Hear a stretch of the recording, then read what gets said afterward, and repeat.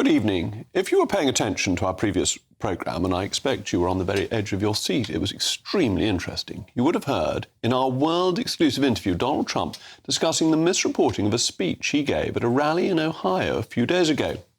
According to the headlines in Joe Biden's re-election campaign, Mr. Trump had ominously warned that there would be a bloodbath if he were not re-elected, suggesting some kind of armed insurrection.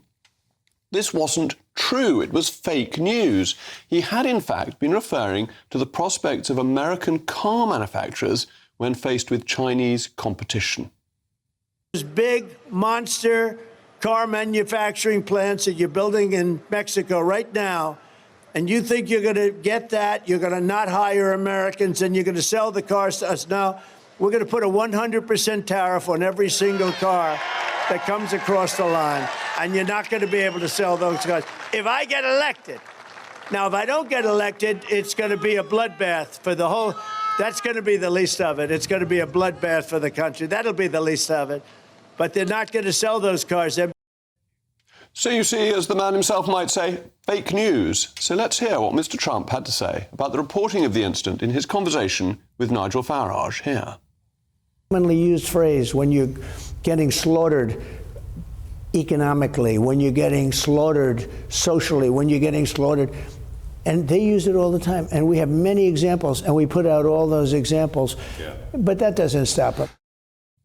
And the Trump case here is not an isolated one. Left-wing media is too often extremely careless with the truth and with impartiality, despite grandiose claims to the contrary.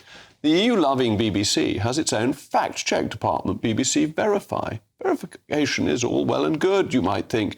They have a friendly and professional-looking logo, the little green circle, green, of course, for piety, and they throw around terms like forensic. But fact-checking needs to be completely accurate.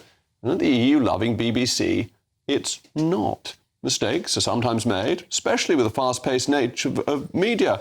But this is why a good outlet will issue corrections promptly. But let's have a look at a few BBC Verify and BBC errors. Earlier this month, it fact-checked a report of Israeli troops allegedly opening fire on an aid convoy in Gaza. To verify its report, it used the account of an eyewitness. This eyewitness turned out to be a figure bankrolled by Iran with links to the Islamic Revolutionary Guard Corps. Staying on Gaza in October, the BBC prematurely reported that an explosion at the Al-Ahli hospital was the result of an Israeli strike. While we still cannot say with absolute certainty what happened, the most probable cause of that explosion is now widely accepted to have been an errant missile fired from inside Gaza and therefore by Hamas. And this was before Israeli troops invaded the enclave. So what is the point of a verification unit that employs 60 people, no less, at your expense, if the EU-loving BBC is still prepared to spout mistruths like this to you, the licence pair, without bothering to check its sources like any jobbing scribbler on a local Daily Courier would be expected to do?